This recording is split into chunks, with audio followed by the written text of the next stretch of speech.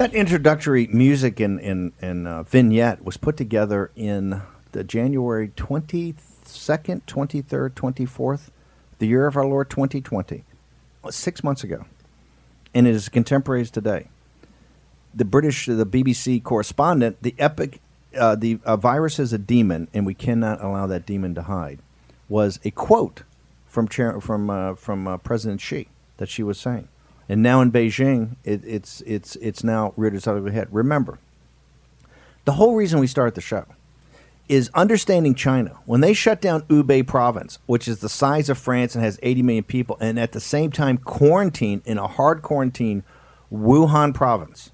Why were we months ahead of this in the mainstream media and everybody said? Very simple. Knowing China, you lock that the entire atheistic, materialistic dictatorship of the Chinese Communist Party, which I keep saying is a paper tiger, is predicated upon at least some sort of material betterment, okay?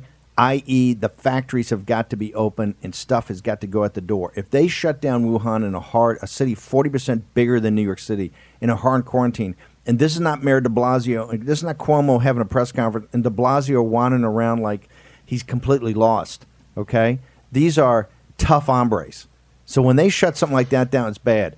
In Beijing today, in the Iron Rings, Beijing is a city, think about it for a second, if the American cities that have beltways around them, the interstate beltways, this has, 6 rings, I think, that goes out now 100 miles or 80 miles, way out, 40 miles.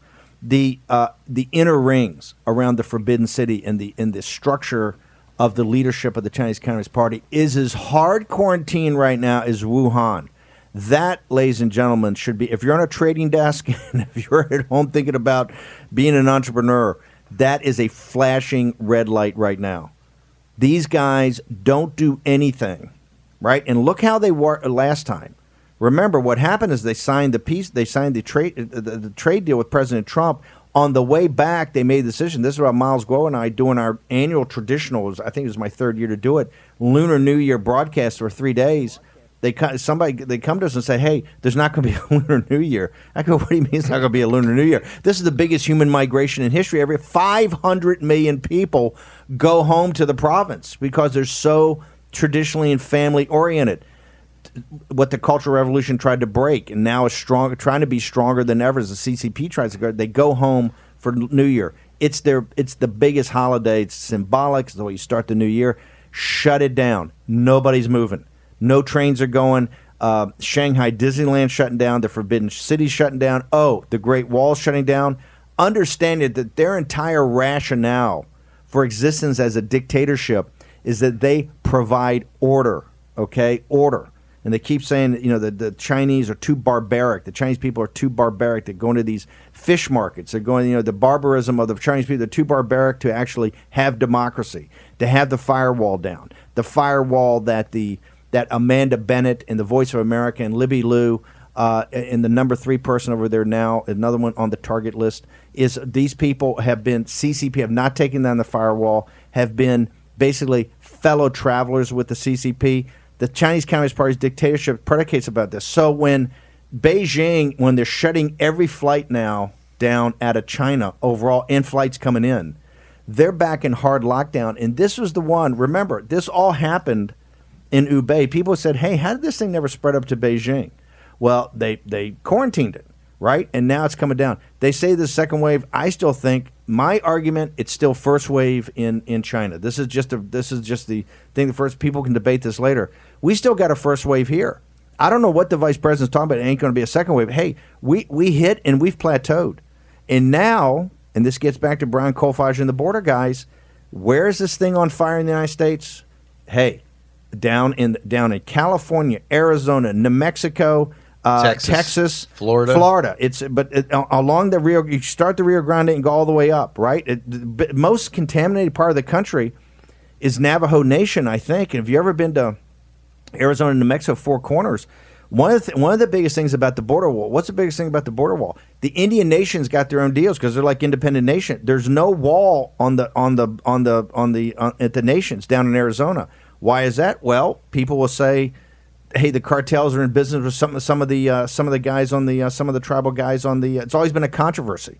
of the trafficking of people and all that. But hey, Navajo Nation is, I think it's Gallup. Navajo Nation, I believe, I saw a thing of Four Corners the other day. I think Navajo Nation may have the highest infection rates in the nation, right? So my point is this, we're still first wave here, right? I'm going to turn over now to Jack Mack and say, hey, all those guys are in Steve Bannon's face. I'm just saying, hey, when they're in Beijing, and I even got Jack Maxey in the mumble tank because he knows he followed. He was the first guy on the 26th of December. It's old Jack Maxey in the war room. You give him a day off because Raheem Kassam's doing his Boxing Day special. Jack was a little bored, right? Not that Raheem's impeachment show wasn't amazing. That's you had Matt Palumbo. It was you and Matt Palumbo did that, right? Matt Palumbo is a great show, a rising star in Matt Palumbo. And that's Dan Bongino. That's when Bongino just launched his site. I remember that had the special. Jack was bored. Jack comes in and says, hey, it's a blog says there's a SARS outbreak in central China. Everybody knows hit the general quarters button. If it had been taken care of then, we wouldn't have the problem. In Beijing, and I'm going to get back to the Voice of America and my girl Rachel Maddow here later because it was not, I don't think it was her finest moment, okay? Not her finest moment with Gates. That was a pathetic interview for a guy who's been an unqualified disaster. Disaster under President Obama, disaster under President Bush, to disaster. In a book that should be a must read for every person in the Trump movement to see what you're fighting against and what Donald Trump has done. But I want to go to Beijing. I think, Steve, your instincts are correct. This is still, in my sensibility, the first wave. You do? Yeah, absolutely. Very interestingly, they had Gao Fu, director of the Chinese Center for Disease Control, on Monday told a group of scientists in Shanghai that he actually believes this is not a new outbreak. He believes that this did not occur in early June or late May, probably occurred as many as 2 months earlier. And what they're also saying now is there's some debate about whether or not it actually started in the market. They are saying that these markets tend to be perfect environments for the virus because they're cold and wet, which kind of is a little odd for me because I thought wet was bad for the virus, but that's okay. And now they're saying that because they found so many asymptomatic patients in this big round of testing that they're doing, that they're saying that, hey, listen, this virus is with us. And I think one of the guys says that one of their scientists said, don't be alarmed by the severity of the outbreak. The virus is an old enemy, and we are very good with dealing with it, is what he told the Global Times. But rest assured, this thing is not under control in Beijing. Listen, when they shut the schools down, they're serious. In Beijing, they got a full lockdown right now. It's like Wuhan. They've got a quarantine in those inner rings. Okay, and I think you're going to see something in Shanghai, too, which is the other power. Shanghai's like the business capital. Beijing is the political Shanghai capital. had a handful of cases, too, that they claim came down from Beijing and Hubei province. The other thing that they're saying as well is that they think that most of the victims are going to be surrounding that marketplace or people who went there and shopped there. But remember, people, this is exactly the narrative that they gave us in Wuhan. So I think we've got to keep an eye on it and see what's happening. You've got to help people out here because they announced yesterday that they're stopping the flights from Beijing. I thought these international flights are the way this thing carries. You can go back and see in the very beginning part of phase one, the New York Times reports we got it from Europe. Well, hold it. It came from China to Milan for Fashion Week in those areas and then to Paris. That all came to JFK. Nobody stopped it. Nobody took anything. I had a Chinese gentleman flew in the other day from Hong Kong with a contingent, a couple of guys, okay, Hong Kong, and he says, hey, the thing's still going on in China. Guys still coming to Hong Kong. He gets off the plane. He says, in L.A., nobody checks, no temperature, no gun on the head, nothing. He said, just walks right through. Not even a question like, tell us if you've been sick in the last week or anything like that. Just walking right through. And there's a great illustration concerning air traffic and this disease that came out just a few days ago over the weekend. Remember last week, New Zealand declared that they were virus-free. There was no virus in the entire island.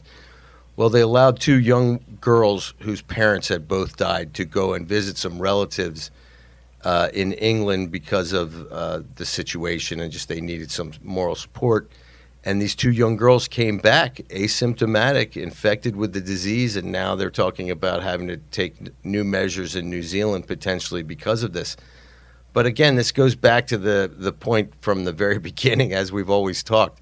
if we don't have a vaccine, if we don't have a potentially good therapeutic treatment, this is going to have to run its course as other viruses have in the past. And if we look back at 1918, that people always want to use as an example, they actually had 3 waves in 1918. Well, the third wave got India. Second wave was the Spanish part, right? The third wave got India. I think 22 million people died in India in the third wave. In fact, many historians speculate that Woodrow Wilson actually got the virus when he was at the peace hearings in Paris in 1919.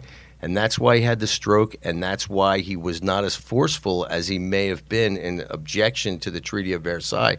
So these viruses do have a way of impacting history. Before we get to the U.S. part, I want to go back to the therapies. I'm actually hearing from people at some world-class hospitals that are saying that, hey, Bannon, you keep saying there's not going to be a vaccine, there's not going to be a vaccine, or anything like that. That, hey, if the mass testing starts in the third quarter, that you may actually have a vaccine in 2021 or 2022. It's not going to be in the, but it's not. And on the therapeutic side, you've got, as we said, let 1,000 flowers bloom. You've now got 50 potential therapeutics thing, but hydroxychloroquine, not one of them. The FDA comes out and just slams. Too dangerous. This is somebody. The President Trump. This guy Hahn.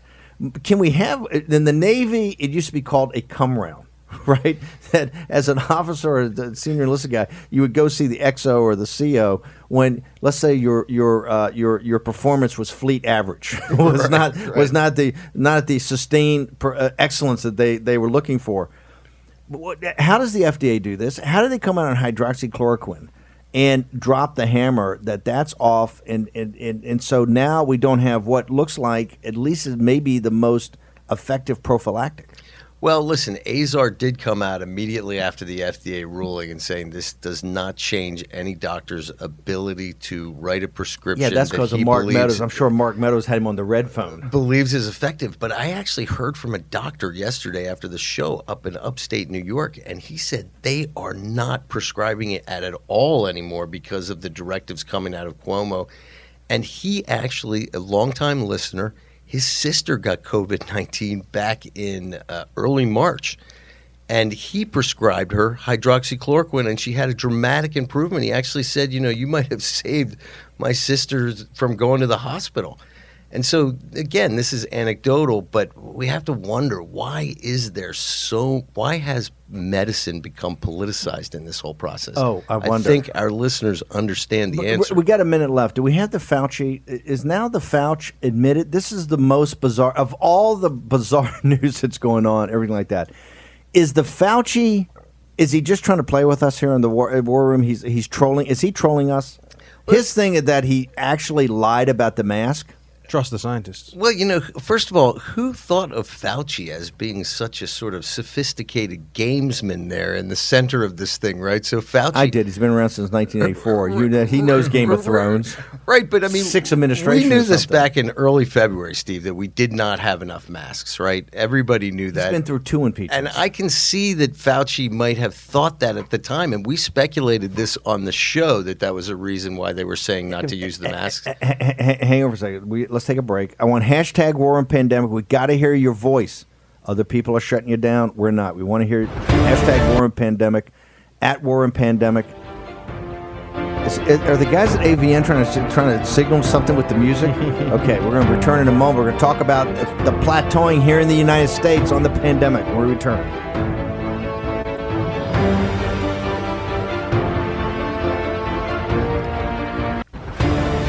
War Room Pandemic with Stephen K. Bannon.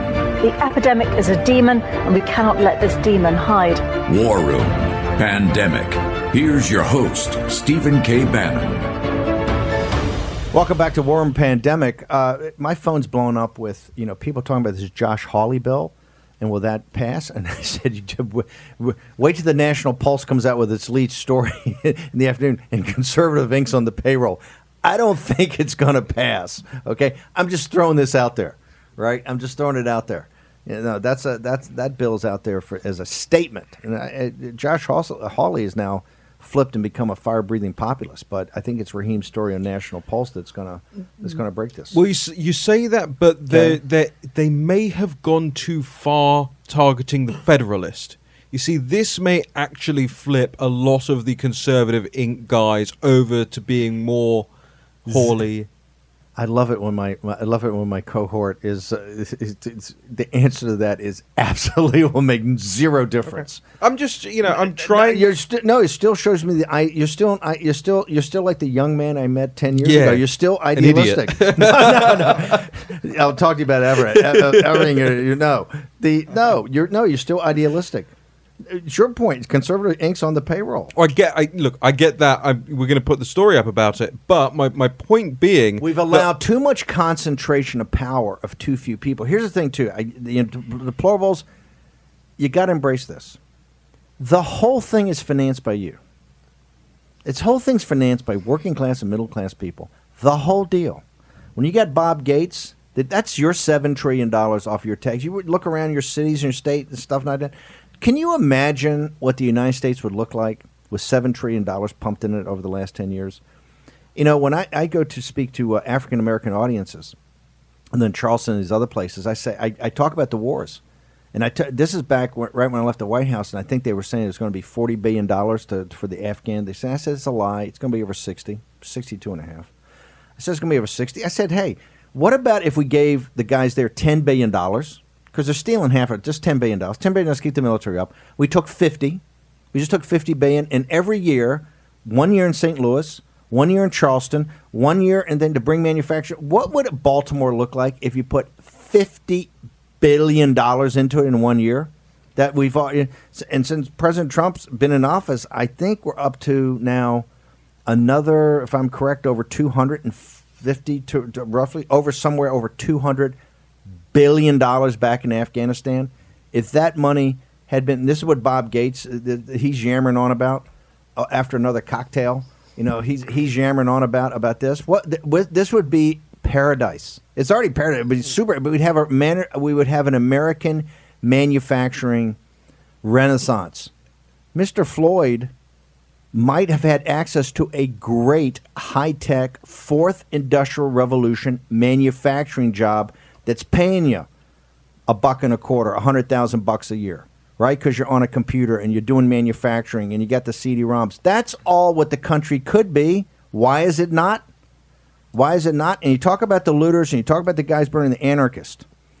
Terrible. Cultural revolution, I got that. But hey, Wall Street and the corporations, how much economic terrorism have they had on the United States of America? And this is the point, ladies and gentlemen. This is what, if you just take anything away from the show ever, embrace this. It's all your money.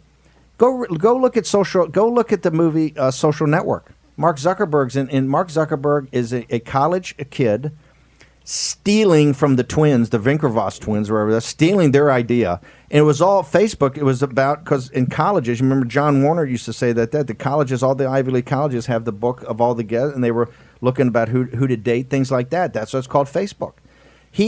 The whole point of the story is him talking to the venture capitalists to get the money to build the system and stealing it and cutting a deal with the Winklevoss and the other dirtbag grooming ahead. Go watch the movie. The whole point of the movie is all the lies and misrepresentation. You see the whole character of Zuckerberg then, and the actor plays unbelievable. You see the whole lies of Zuckerberg then. And what's it all about? It's all about venture capital. Okay, what's venture capital? The guys in the room, it's not their money. They're the fiduciaries. They take a fee. They get a big sound. They get a piece of the ups. It's your money. It's every pension fund. It's every teacher. It's every nurse. It's every fireman. It's every cop. It's all you people out there. It's your retirement money. It's called institutional capital, right? It's all managed. Venture capital. You have early stage venture capital. You have private equity. Then you have the hedge funds into the stocks, okay? And some of the hedge funds do everything. But that's kind of the three steps. And you got bonds and everything like that. But that's the process of capital. It'll take you through the IPO and it's all your money. Now you have family offices and some high net worth individual, but it's your money. Your money and your tax money. So you've paid for, when Gates is up there yammering about, we got to have this, It's your money and your kids. And it's your money that's done it. It's your money that's taken all the jobs overseas. It's your capital. And people want to say, how are you going to reverse this? How are you going to reverse this? Here's how we're going to reverse it. Individually, you're going to sit there and go, you know what? Like the guy on the network, I'm mad as hell and I'm not going to take it anymore. This is not acceptable. We're not losing the country because of Black Lives Matter. This is where I think Tucker is wrong, and I think he's wrong in the violence. We're losing the country because we have a group of elites that do not believe what Aubrey Shines and Reverend Francesca Vega and Reverend Derek McCoy and Pastor Reed and the conservative clergy of color believe. And it's not just their religious beliefs, it's the deep underlying belief in the Judeo-Christian West and what it means from time immemorial. And how does that work? You're going to have in the next segment Dave Ramaswamy and Jay Kansara, who are part of the Hindu-American Alliance and big Modi guys and nationalists, and come from a very different civilization, a very different culture. They're obviously Americans. They buy into it. This is what unites us. It's what unites the Japanese. The kids in Hong Kong, what are they fighting and dying for? What are they getting picked up by the PLA and raped and beaten, as Jimmy Lai tells us? Not Steve Bannon, Jimmy Lai. And the Jimmy Lai's partner, the other billionaire, Mr. Lung, I think it is, had the magnificent thing, talk about being raped and beat. Where they're fighting for the same things the Patriots in 70-75. The elites, and it's not just one political party, the elites don't believe in that anymore. They don't believe in that anymore. And now they've kind of thrown in that you need to be re-educated, right? You got to go through re-education. The elites don't believe it. They're the ones that disengage, but they've taken your money. This doesn't exist. The party of Davos is all based upon pension funds, insurance companies, your savings. Of course, now we're in the situation that we've got, negative interest rates. Who does that affect the most? That, yes, you would be correct. It affects the deplorables. It affects the millennials. The reason these kids are running around burning it all, you know where they're burning it? They don't own any of it. They got no stake in it. So why not topple it? Why not burn it? Okay? What have I preached for years and years and years? They're nothing more than Russian serfs. They're better educated. Well, let me put a pin in that. They're better. They've had more access. They have more access to information. They got the whole soy diet. They got the whole perfect diet. They're in better shape. They're working out all the time.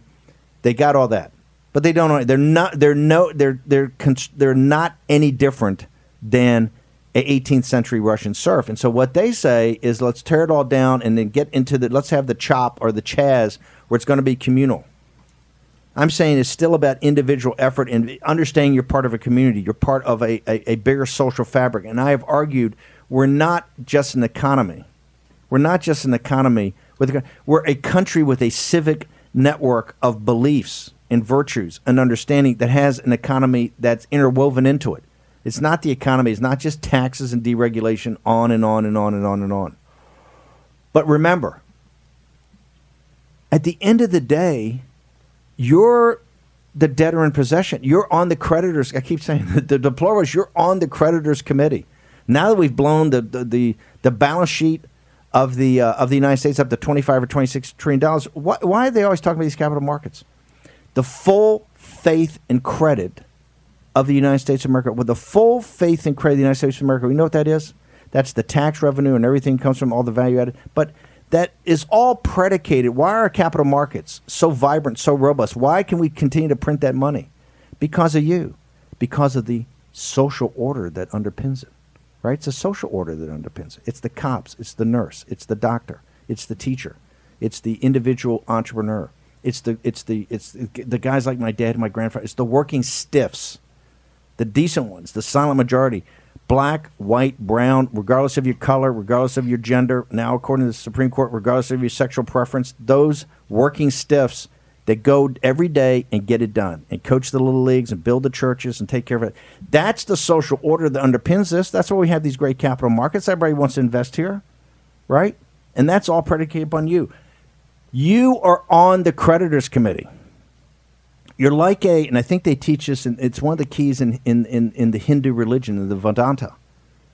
You're actually a lion.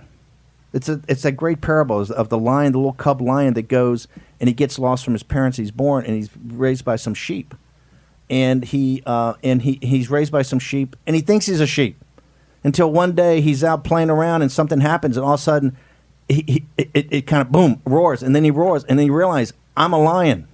You're a lion. You act like sheep, but you're a lion. You're actually in control. You just don't act like you're in control. You have the high ground. And the high ground it's your sweat, your money, it's yours. And what do we sit there? We chase it. That's the signal. Forget the noise, all that stuff. That's the signal. You're in charge. And when you start acting like you're in charge, and you're going to be weighed and measured. Don't think you're going to be a running high from this. I'm talking to you. You're going to be weighed and measured of what you did and how you stood up and what you had to say. This is the fourth turning in this country's history, okay? We're going to be either one thing or the other on the other side of this. And you're seeing what the other looks like. So you can't sit there and go, no, I didn't know it. I didn't know it at all. Okay, we're going to turn with Dave Ramaswamy and Jay Kansara and take you to the border of China and India next.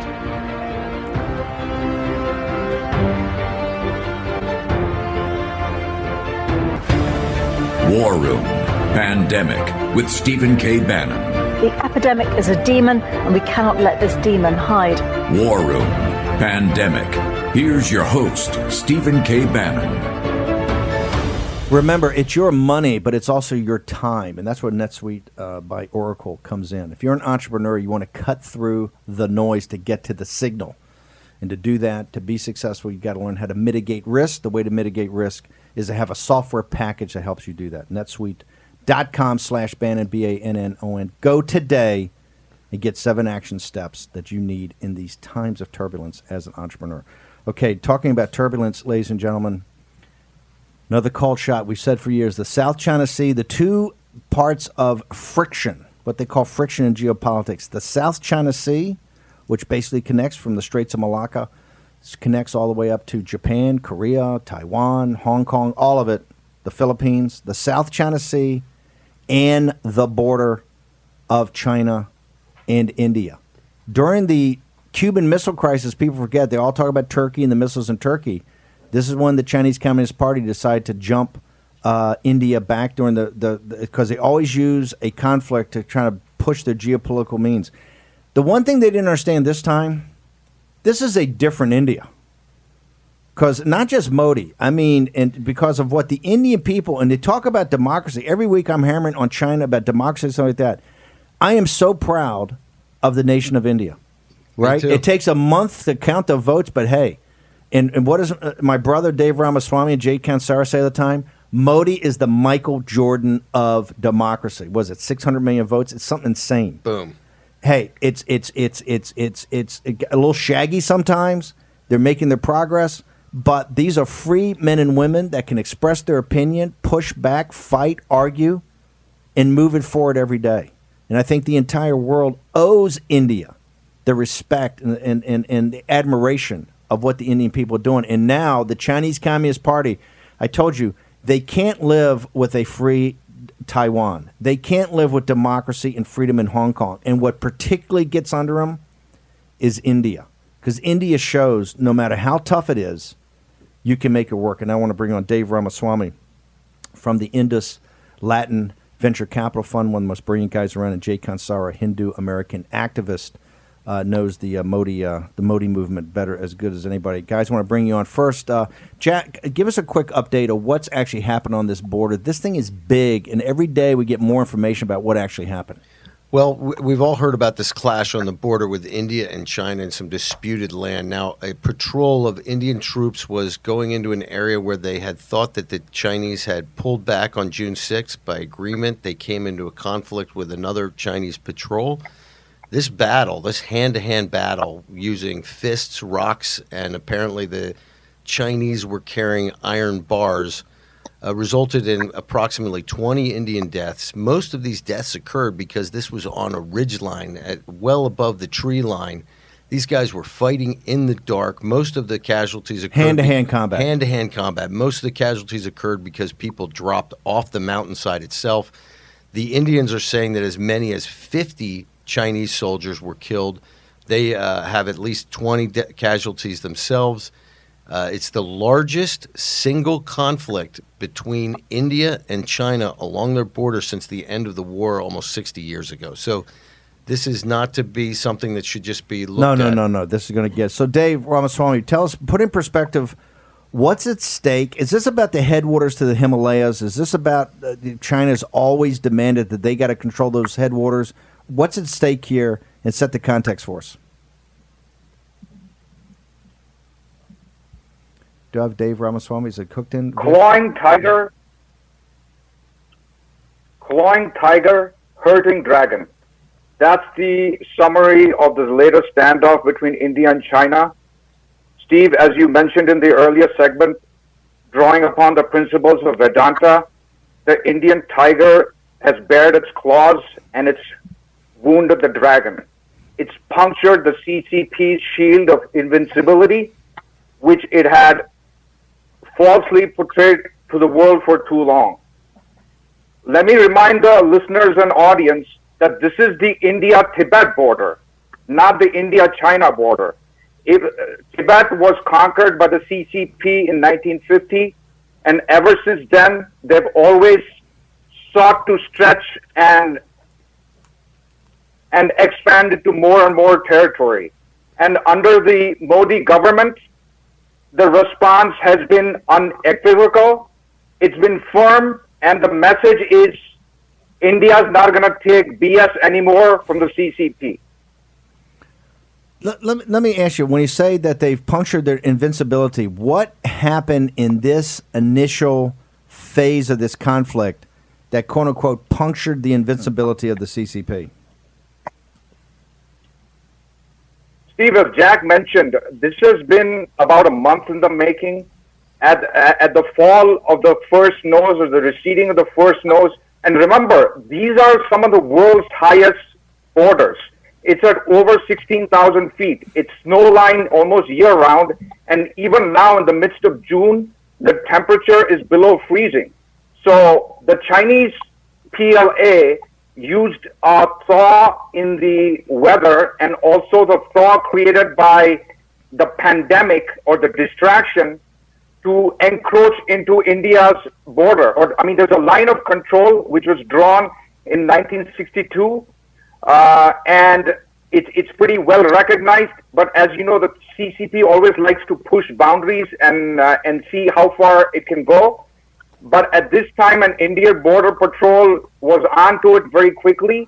And also, compared to 50 or 60 years ago, as you rightly mentioned, this is a new India. India's got border roads, airstrips about 20 miles from the border. So it can deploy and resupply troops, ammunition, and artillery at the high Himalayas. But as Jack mentioned, it's almost comical. You know, Einstein said, I don't know what weapons will be used to fight World War III, but World War IV will be fought with sticks and stones. So I guess we are in World War IV. Dave, fantastic. I want to turn to Jay Kansara about Modi and about India. You know, Bob Gates was on Rachel Maddow last night, and he said, well, China doesn't have any allies. And I'm sitting there, we've talked to you so many times, Pakistan, the mullahs in Iran, that whole part of the world, one belt, one road. What are they trying to accomplish, Jay? And what has been the Modi's government? Modi's, Abe, Modi, Bolsonaro, and Trump are the nationalists, right? What is Modi done to try to puncture the dragon of the CCP? Thank you, Steve. As we can see, China is acting in cahoots with this axis of tyranny. Pakistan, the mullahs in Iran, and other rogue states around the world to advance its territorial gains.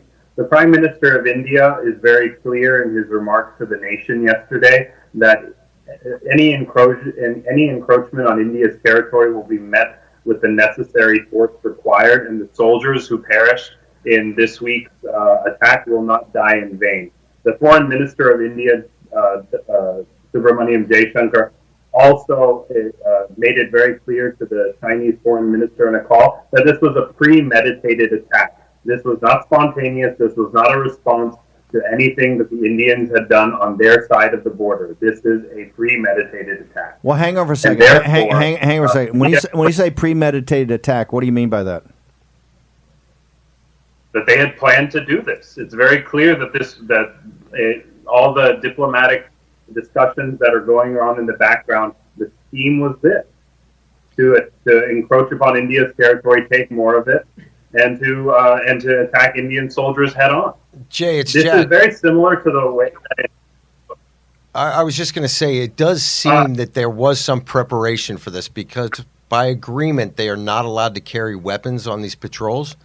And yet this time, unlike every other time they'd come in conflict and they had fist fights and what have you, the Chinese soldiers apparently pulled out long lengths of rebar that kind of gave them an advantage. Now, along the lines what Jay said earlier, that the Tiger has really punctured the Dragon, it's very interesting. Hu Jin, the editor-at-large for the Global Times, just put out a tweet that said, the Chinese side didn't release numbers of PLA casualties in class with Indian soldiers because the Chinese side doesn't want people of the two countries to compare the casualty numbers so as to avoid stoking public mood. This is goodwill from Beijing, and it's also pretty much a sign that the Indian forces kicked their butts. Yeah, Jay, what do you mean? Yes, sir. And what? Go ahead. Go ahead. No, I just want. No, I was just going to say it's a similar. Come on, go ahead. A similar tactic that the Antifa thugs that are throwing stones and sticks in America's streets, they're using the same tactics on the border with China and India. In fact, I mean, Antifa thugs are paid by China, but these are similar tactics that are used across the board with the Chinese. Okay, when Modi says our soldiers will not have died in vain and will react with necessary force, does that mean you expect escalation of this? Is this Jay Kansara? Is this Modi saying, hey, take the eye off the pandemic, take the eye off some economic problems, and if China wants to get it up on the Tibetan border, I'm prepared to come in hard? India will be prepared for any and all necessary altercation that comes, but India is not an instigator. India does not have territorial ambitions. India only seeks to reinforce its own territorial boundaries. India, Prime Minister Modi has made that very clear, that borders are sacrosanct. Dave Ramaswamy, got about a minute left. I want to ask you, this part of this is because One Belt, One Road has gone unanswered really by the West, by the United States, India, Japan, really haven't had a organized. This is where you see China, it seems to me, getting more aggressive with their allies, Pakistan and Iran, that has their back in that area of the world. Is that your take on things? Steve, I might correct you and say we are living in an era which is one virus, one road. The CCP has infected the whole world, not just with their virus, but with also their toxic ideology. And as President Trump is a visionary statesman in this regard, as you know, he's invited 3 other countries, India, South Korea, and Australia, to this September's expanded G7 summit at Camp David.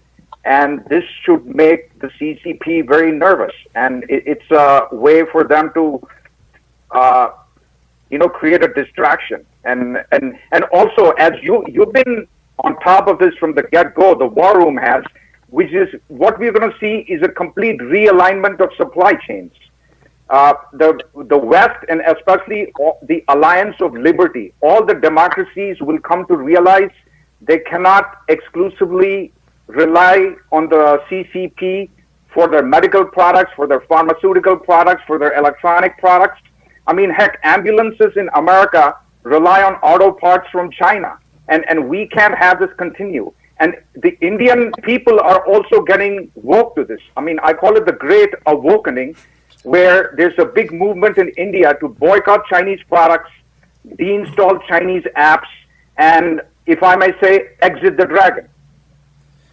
Dave, Jay, we're going to put your hashtags up there so people get your Twitter feeds. I want to thank you two guys for coming on. This is a huge story. We want to be ahead of it, so we look forward to having you guys back on in the next couple of days. Dave Ramaswamy and Jay Kansara, two experts on India and the Modi movement. Okay, hashtag War and Pandemic, at War Room 2020, at War Room Pandemic. Go into the YouTube, to the live feed. We want to hear your comments. Google may not, but we want to hear what you have to say. Keep it civil. Be tough, be hard, but be civil. We're a civil society, right? Okay, hashtag War Room Pandemic. The War Room is going to return in just a moment.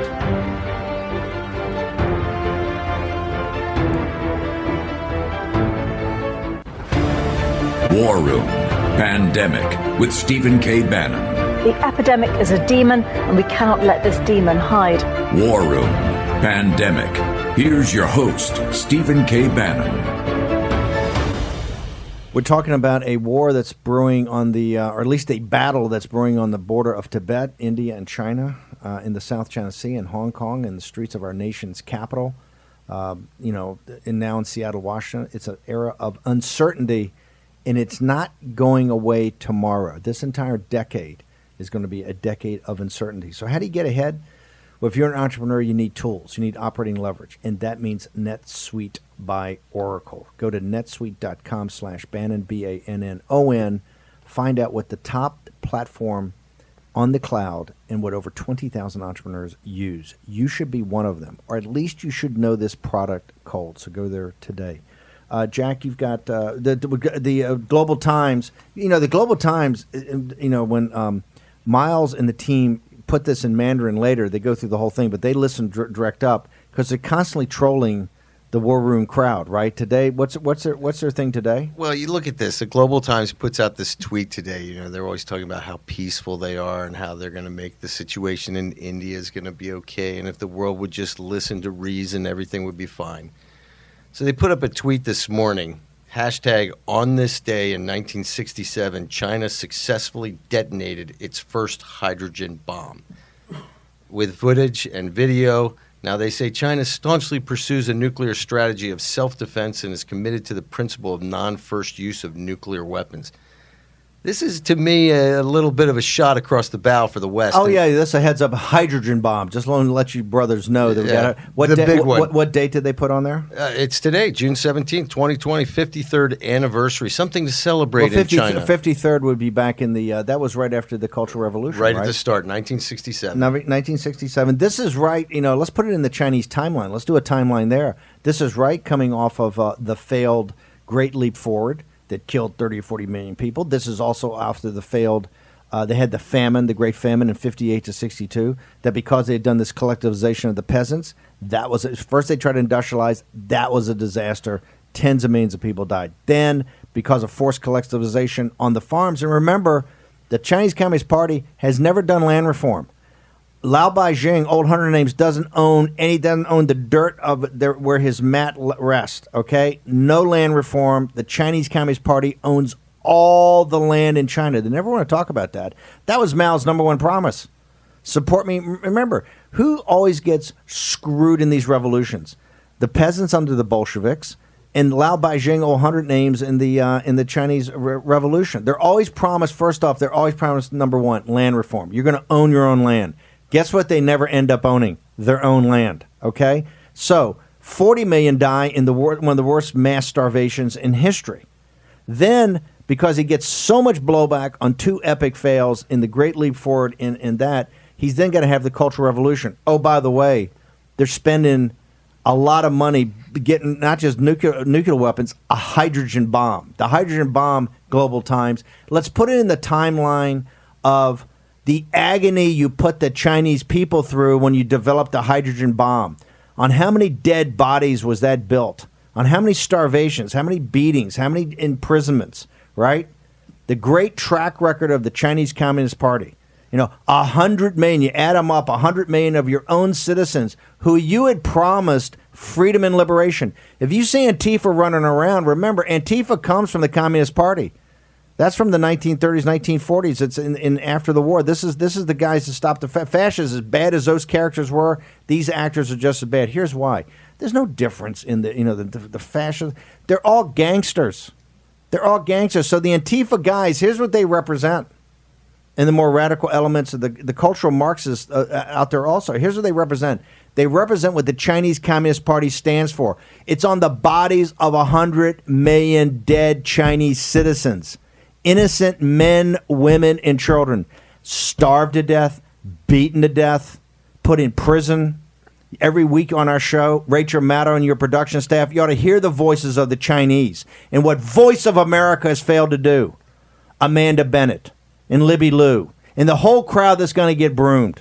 And you try to make it last night. Bob Gates, tell me about the strategic asset of the Voice of America. You don't care about the Voice of America. What you care about is finally President Trump and the people around him are starting to take action, action, action. The time for talk is over. The time for action is here. And you got the Global Times putting in your face, hey, guess what?